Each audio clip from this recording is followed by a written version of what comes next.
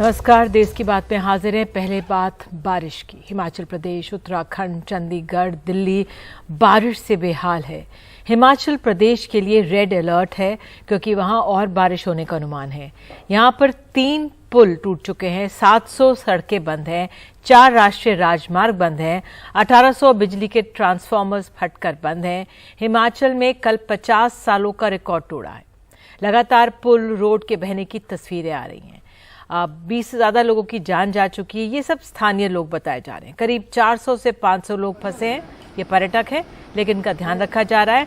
जल स्तर बढ़ते ही व्यास नदी तबाही मचा रही है और नदी का तेज बहाव में झेल रहे लोहे के पुल तक बह गए हैं। तो सबसे पहले हिमाचल प्रदेश की, क्योंकि सबसे ज्यादा भयावह तस्वीरें आ रही हैं, बात करने के लिए हिमाचल प्रदेश पर हालात किस तरह से, हमारे साथ सतवंत अटवाल त्रिवेदी डीजीपी मौजूद है। बहुत बहुत धन्यवाद मैम जुड़ने के लिए। मैम, पहला सवाल ये है कि जो तस्वीरें आ रही हैं, हालात बेहद गंभीर दिख रहे हैं। 750 के करीब सड़कें बंद हैं। हमारे दर्शकों के लिए क्या अपडेट वहां से?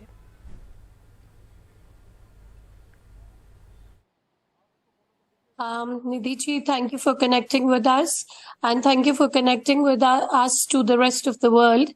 हम लोग आपके माध्यम से सबको ये बताना चाहेंगे कि ये बारिश बहुत ज्यादा है। जरूर एक मुश्किल की घड़ी है, लेकिन हर कोई डटा हुआ है पूरे हिम्मत और उत्साह के साथ। Be the police department, PWD department या लोकल एडमिनिस्ट्रेशन, हर एक एडमिनिस्ट्रेशन का हर एक हिस्सा जमीन पे है और अपना काम पे एकदम लगा हुआ है। और जितने टूरिस्ट हैं, मैं खास तौर पे अश्योर करना चाहूंगी कि जितने भी टूरिस्ट कुल्लू मनाली में या लाहौल स्पीति में कहीं पे भी अभी हैं, हमारे आई वोंट से फंसे हुए हैं, स्ट्रैंडेड हैं, वो सब सेफ हैं। उनके पास कम से कम 3 दिन का राशन है, पूरी मेडिसिन हैं और हमारी पुलिस एडमिनिस्ट्रेशन उनके टच में है। तो घबराने की कोई बात नहीं है। जहां हम लोग को विंडो मिलेगा, जैसे ही विंडो मिलता है, हम लोग एयरलिफ्टिंग शुरू करेंगे या कहीं भी इमरजेंसी राशन पहुंचाने की जरूरत होगी तो वो पहुंचाए जाएंगे। मेडिकल एड पहुंचाने की जरूरत होगी तो वो भी पहुंचाया जाएगा। मैम, कनेक्टिविटी बहुत बड़ी चुनौती है इस समय। 4 हाईवे बंद है, 3 पुल टूट गए हैं, तो उस पर कितना आगे बढ़ पाएंगे उनको दुरुस्त करने में? जी, ये जरूर है कि करीब 1000 के आसपास सड़कें जो एनएच है या स्टेट या बाई लेन्स हैं, वो इस समय लैंडस्लाइड्स की चपेट में हैं। बार बार सड़कें खोली जा रही हैं, लेकिन ये भी है कि लगातार बारिश होने के कारण बार बार लैंडस्लाइड्स भी आ रहे हैं। बहरहाल border roads, SDRF, Himachal police and also with the help of NDRF, everybody is on the job। और जहां जहां सड़कें खुल रही हैं, वहीं हम लोग अलर्ट्स भी जारी करते जा रहे हैं। जैसे कि अभी एक मेजर हमारा चंडीगढ़ शिमला कनेक्टिविटी बंद हुआ है 5 घंटे के लिए, तो वहां काम जारी है एंड वी आर होपफुल कि अगले 3-3.5 घंटे, क्योंकि 1.5-2 घंटे तो बीत गए, हम लोग वो कनेक्शन भी अपना खोल देंगे। जी मैम, मंडी, मनाली, कुल्लू सबसे ज्यादा प्रभावित दिख रहे हैं। वहां पर इस समय क्या हालात है? जी, Mandi, Manali, Kullu, these are highly affected areas. वहां पे इस समय जो रोड्स हैं वो काफी पानी से इनंडेटेड हैं और हम लोग कनेक्टिविटी इस्टेब्लिश किए हुए हैं सैटेलाइट फोन से। रास्ते खोलने की कवायद जारी है, लेकिन बार लैंडस्लाइड्स आने के चलते थोड़ी मुश्किल जरूर आ रही है, परंतु जहां तक हो सके लोगों को सेफ स्पेसेस में लाया जा रहा है और जैसे ही सड़कें खुलेंगी या राजमार्ग खुलेंगे, हम उन लोग को बाहर भी निकाल लेंगे। बिल्कुल मैम, जो नदियों में जिस तरह से तेज बहाव, लैंडस्लाइड्स गए, हम वहां से जो तस्वीरें आ रही हैं उनको देख रहे हैं। जो पुलिस वाले, प्रशासन के लोग हैं, गांव वालों को समझा रहे हैं, अलर्ट कर रहे हैं कि जो रास्ते में घर आ रहे हैं कि उनको छोड़ दीजिए। सलाह एक तरह से दी जा रही है कुछ दिन के लिए, लेकिन शायद लोग मान भी नहीं रहे। तो आप लोगों के सामने या प्रशासन के लोग जो जमीन पर मौजूद हैं, क्या चुनौतियां हैं उनके सामने बड़ी? वेल challenges आते रहते हैं, but then you rise to the challenge, and that is the mettle of the Indian police service and the administration on the whole. पानी जगह जगह भर रहा है, हमारे 2 थाने भी इस समय पानी से भर गए हैं, हमारी एक पुलिस लाइन कुल्लू में पानी से भर गई है। लेकिन जहां तक हो सके हम लोग लोगों को भी और अपने लोगों को भी, अपने जवानों को भी सुरक्षित रखे हुए हैं और उनको सेफ स्पेसेस में ले जाए जा रहे हैं। जी, आप लोगों की सारी रिसोर्सेज लग गई होंगी, तो इस समय किन चीजों की सबसे ज्यादा जरूरत है आप लोगों को? निधि जी, अभी तो हमें सनशाइन की जरूरत है। थोड़ी देर बारिश रुक जाए तो इससे अच्छा कुछ नहीं होगा। Otherwise as of now we are well equipped. लेकिन ऑनरेबल सीएम ने आज पूरी स्टेट के एक जिले से रिपोर्ट ली। हम लोग सब वीसी पे जुड़े हुए थे। कुछ जगहों में आगे पानी की दिक्कत आने वाली है, कुछ जगहों में बिजली कटी हुई है, लेकिन the concern departments are on the job और पूरी कोशिश है कि जितनी जल्दी हो सके लाइफ को नॉर्मलसी की तरफ लाया जाए। मैम, आप टूरिस्ट को क्या सुझाव देंगी, क्योंकि जैसे वीकेंड आता है हिमाचल प्रदेश उत्तराखंड में लोग प्लान बनाकर जाते हैं, लेकिन इस समय क्या सुझाव उनको? जी, हिमाचल देवभूमि है, सबका यहाँ स्वागत है, लेकिन कुछ दिन रुक कर अभी यहाँ ना आए तो बेहतर होगा। अभी तो वैसे रास्ते भी बंद हैं और फ्लाइट्स भी नहीं आ रही हैं, तो we are not really expecting very many tourist. लेकिन जो टूरिस्ट यहाँ फंसे हुए हैं उनसे मैं बार बार यही अपील कर रही हूँ कि अपनी बैटरीज ना गवाएं फोन की, because phone is the only way we are connecting with you. तो बैटरी संभाल के रखें और अगर कोई विपदा है तो उसे हमसे कनेक्ट करने के लिए यूज करें। कुछ लोग शायद मैं देख रही हूँ सोशल मीडिया में लिख रहे हैं कि मैम यही टाइम पास है, लेकिन ये समय शायद टाइम पास करने का नहीं, एक दूसरे की मदद करने का है और एक दूसरे का उत्साह बढ़ाने का है। तो हम लोग यही अपील करेंगे कि जहां जहां पुलिस या प्रशासन आपसे रिक्वेस्ट कर रहा है कि प्लीज अपने घरों को छोड़कर सेफ स्पेसेस में जाएं, सुरक्षित जगहों पे जाएं, तो हमारा साथ दें और प्रशासन के साथ सुरक्षित जगहों पे निकल जाएं। और जहां जहां पे आपके फोन्स आपके पास हैं लेकिन बिजली कट गई है, अपने फोन्स को बैटरी को डाउन नहीं होने दें, कम यूज करें ताकि आपकी बैटरी इमरजेंसी में आपके काम आ सके। ये बहुत अहम बात आप बता रही हैं। अब परिस्थितियों को देखते हुए क्या लग रहा है आपको, एयरलिफ्ट अब सबसे महत्वपूर्ण जरिया बन गया है लोगों को सुरक्षित स्थानों पर ले जाने का? very rightly said, airlifting is the option at some places जहां पे बिल्कुल सड़कें कट गई हैं, and the Honorable CM and the Secretary Disaster Management both have connected with the Air Force और हम लोग एकदम रेडी हैं एयरलिफ्ट करने के लिए। लेकिन अभी थोड़ी देर मैं ये कहूंगी कि मौसम हमारा साथ नहीं दे पा रहा है। बहरहाल we are waiting for a window जहां पे बादल थोड़े भी छटे, तो अगर जरूरत होगी तो हम लोग राशंस लेके जाएंगे और मेडिसिन्स लेके जाएंगे, और अगर जरूरत हुई तो किसी को अगर मेडिकल कंडीशन ऐसी होती है कि उनको बाहर निकालना जरूरी है तो पहले उनको बाहर निकाला जाएगा। We are prepared to airlift people. लेकिन बाय गॉड्स ग्रेस अभी तक जितने लोग जहां जहां फंसे हुए हैं हमने उनसे कांटेक्ट एस्टैब्लिश किया हुआ है। सब लोग हेल्दी हैं, ठीक ठाक हैं और खाना और मेडिसिन और वार्म क्लोथिंग सबके पास है। बहुत बहुत धन्यवाद मैम एनडीटीवी इंडिया के साथ जुड़ने के लिए और बात करने के लिए। तो ये थी सतमा तटपाल त्रिवेदी, कार्यवाहक डीजीपी हिमाचल प्रदेश। उनका यही कहना है कि 3 दिन के लिए राशन मेडिसिन तमाम लोगों के लिए वहाँ पे पर्याप्त हैं और राहत काम जल्द से जल्द पूरी तरह से कोशिश कर रहे हैं उसको सुचारू रूप से बढ़ाने की। तो मंडी के सुकेत खड्ड में पानी बढ़ने से जो वहाँ पर शिवजी का मशहूर मंदिर उस पर असर पड़ा है, वहाँ से गोविंद ठाकुर दे रहे हैं और जानकारी। मेरे सामने अब आप देख सकते हैं कि हमारा पंचवक्र मंदिर जो है वो आधे से ज़्यादा पानी में डूब चुका हुआ है और प्रशासन पूरी तरह से अलर्ट है। पुरानी मंडी का जो रास्ता है वो भी क्षतिग्रस्त होने की कगार पर है और ब्यासा नदी अपने रौद्र रूप में है। आप देख सकते हैं मंडी के अधिकांश घर जो ब्यासा नदी के आसपास हैं उनका पहली मंजिल या उनके आंगन वगैरह में सभी पानी से भर चुके हैं। आप इधर देख सकते हैं तो पुरानी मंडी के जितने भी घर हैं वो आधे से ज़्यादा पानी में डूब चुके हुए हैं। यहाँ पे जितने भी घाट हैं मंदिर हैं वे सब पानी में डूब चुके हुए हैं। यहाँ से हमारा पंचवक्तर मंदिर जो है वो आधे से ज़्यादा पानी में डूब चुका है और ब्यासा नदी का पानी फिर से बढ़ जाने के कारण प्रशासन के लिए एक बड़ी चुनौती बन चुका है। और आइए अब बात कर लेते हैं पंजाब की। पंजाब में सभी स्कूल 13 जुलाई तक बंद कर दिए गए हैं। पंजाब में लगातार बरसात और जलभराव की स्थिति के चलते पंजाब सरकार का ये फैसला है। बाढ़ पीड़ित इलाकों का दौरा भी किया है मुख्यमंत्री भगवंत मान ने।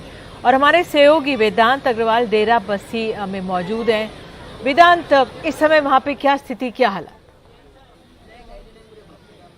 देखिए निधि, सबसे पहले यहाँ की तस्वीरें आपको दिखा देते हैं कि किस तरीके से ये वो सोसाइटी है जिनकी तस्वीरें वायरल भी हुई थी सोशल मीडिया पे, और अभी हम आपको दिखाएंगे किस तरीके से ड्रामेटिक रेस्क्यू ऑपरेशंस भी जारी हैं। एनडीआरएफ के लोग मौजूद हैं और ये तो यहाँ पर आपको फिर भी ये गाड़ियाँ दिख रही हैं। अगर हम आगे चलेंगे तो कई गाड़ियाँ ऐसी हैं जो आपको दिखेंगी नहीं, पूरी तरीके से सबमर्ज्ड हैं।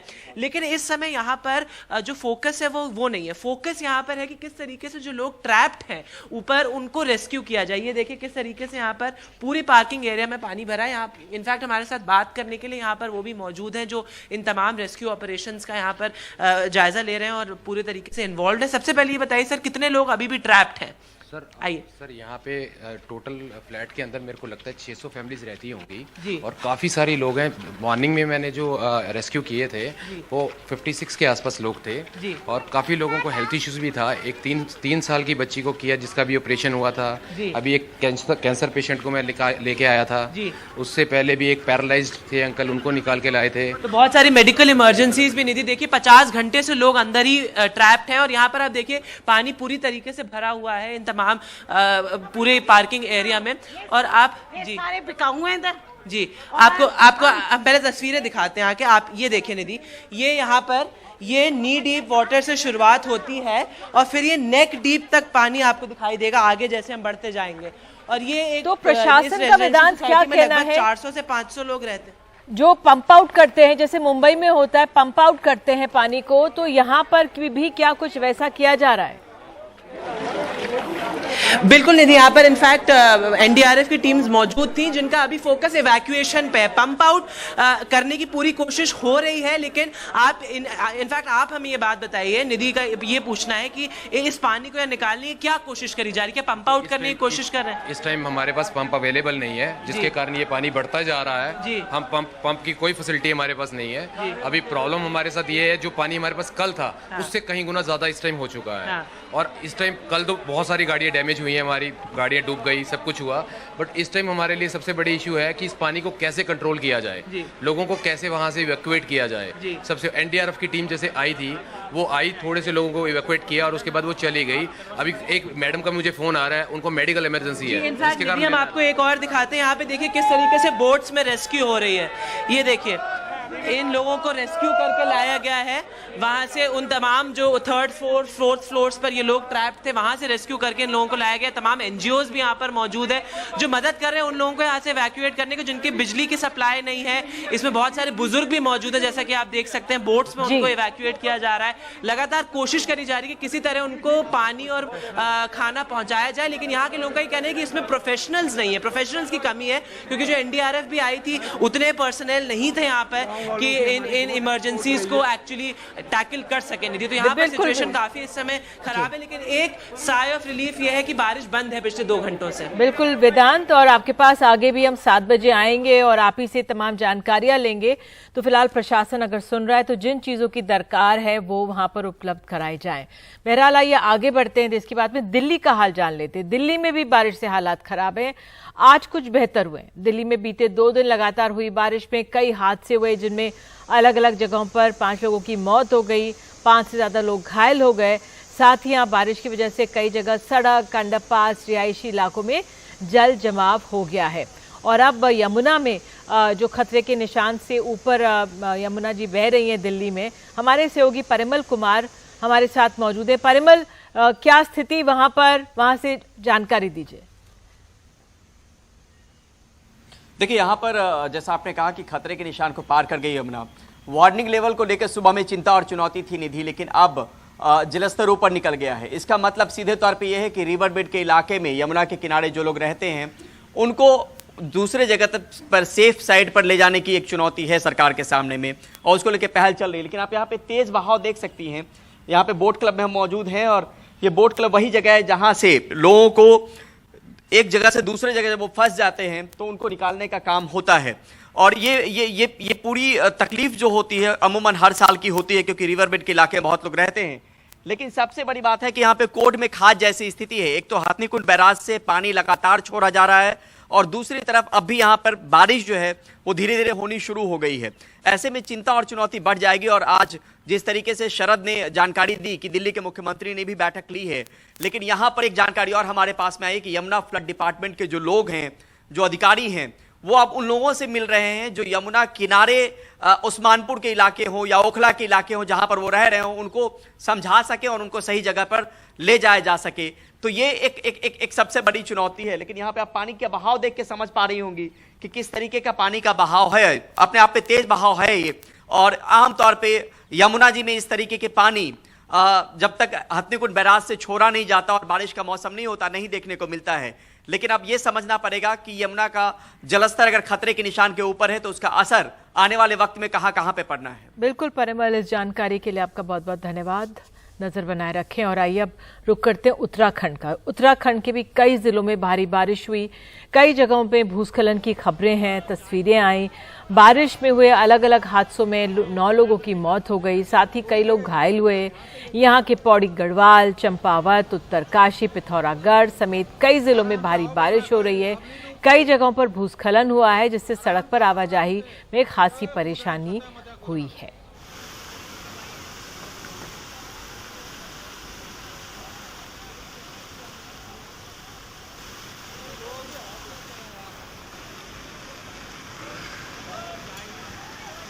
और फिलहाल बारिश से जुड़ी खबरों में इतना ही। एक ब्रेक के बाद देश की बात में आगे आपको ले चलेंगे पश्चिम बंगाल।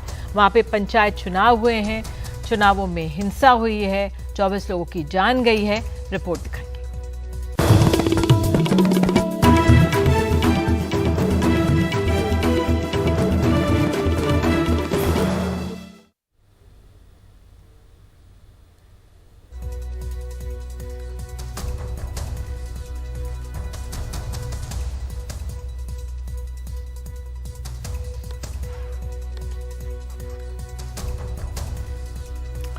बात अब पश्चिम बंगाल पंचायत चुनावों की। यहाँ पर इन चुनावों के दौरान हिंसा हुई है और इससे राजनीति गर्मा गई है। मुर्शिदाबाद, मालदा, नाडिया सबसे ज़्यादा प्रभावित बताए जा रहे हैं। टीएमसी, सीपीएम, बीजेपी और कांग्रेस के बीच आरोप प्रत्यारोप का दौर चल रहा है। हिंसा को देखते हुए 697 पोलिंग बूथों पर आज दोबारा मतदान कराया गया बताया जा रहा है। यहाँ पर करीब 24 लोगों की जान चली गई है और अब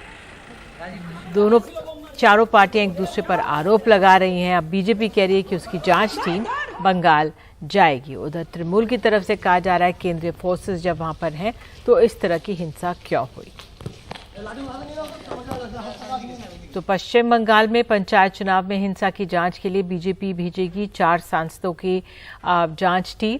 बीजेपी के वरिष्ठ नेता और पूर्व केंद्रीय मंत्री रविशंकर प्रसाद के नेतृत्व में बीजेपी डेलीगेशन जाएगा पश्चिम बंगाल। 3 अन्य सांसद डॉक्टर राजदीप राय, सत्यपाल सिंह और रेखा वर्मा जांच दल के सदस्य होंगे।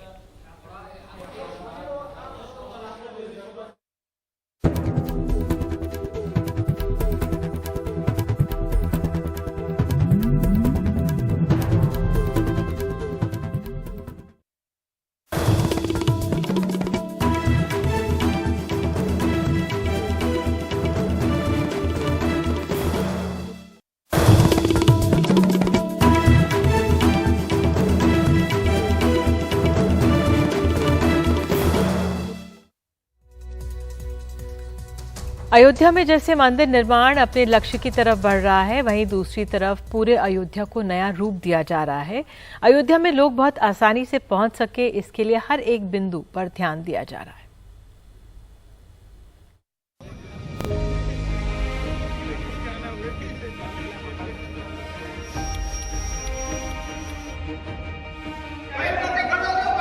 अयोध्या में निर्माणाधीन श्री राम मंदिर का भूतल का काम लगभग पूरा हो चुका है।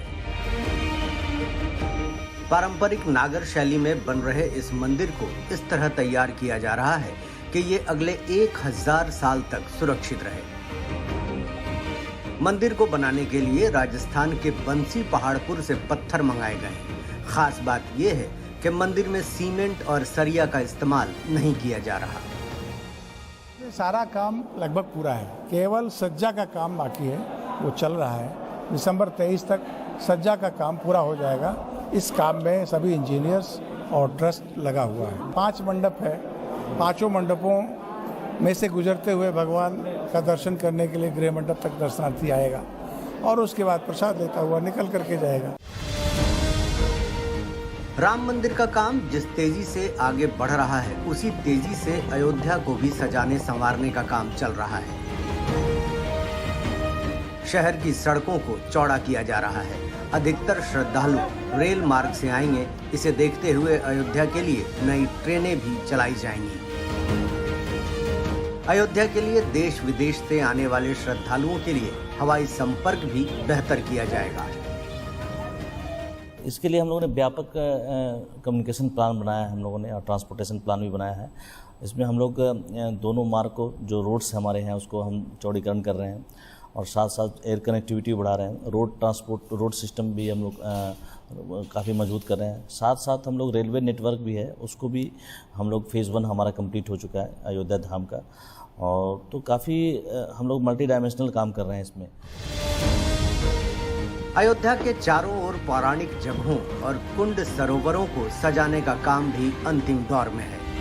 जितने भी इस समय कॉरिडोर्स जो निर्मित हो रहे हैं, राम पथ, भक्ति पथ और राम जन्मभूमि पथ, ये सारे कॉरिडोर्स दिसंबर तक हम लोग पूरा कर लेंगे, ऐसा पूरा प्रयास है। और इसी प्रकार से हम लोग इसको सुपरवाइज कर रहे हैं और इसको इंश्योर करेंगे कि जनवरी के पहले श्रद्धालुओं को मंदिर तक पहुंचने में कोई असुविधा ना हो। 380 फुट लंबे, 250 फुट चौड़े और 161 फुट ऊंचे भव्य राम मंदिर का पहला चरण साल के अंत तक बनकर तैयार हो जाएगा। तब तक अयोध्या भी नए रंग में नजर आने लगेगी।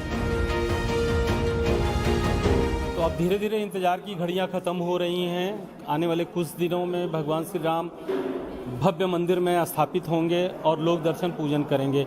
यहाँ पे आने वाले लोगों को चाहे सड़क मार्ग से हो, चाहे रेल मार्ग से हो, चाहे एयर मार्ग से हो, कि उन्हें आने के लिए कोई असुविधा ना हो। हवाई अड्डे का निर्माण हो गया है, रेल स्टेशन अयोध्या का दूसरा भव्य बन के तैयार है, सड़कें चौड़ी की जा रही हैं। तो आप देख सकते हैं कि जैसे अयोध्या में नया मंदिर दिव्य भव्य बन गया है, ठीक उसी प्रकार से और ये सब सुविधाएं दर्शनार्थियों के लिए बिल्कुल तैयार हैं। पूरी अयोध्या को पूरे साजो साज के साथ जनवरी तक तैयार कर लिया जाएगा और दिव्य अयोध्या, भव्य अयोध्या के साथ दर्शनार्थी जनवरी से दर्शन कर सकेंगे। अयोध्या में राजेश गुप्ता के साथ प्रमोद श्रीवास्तव, NDTV इंडिया।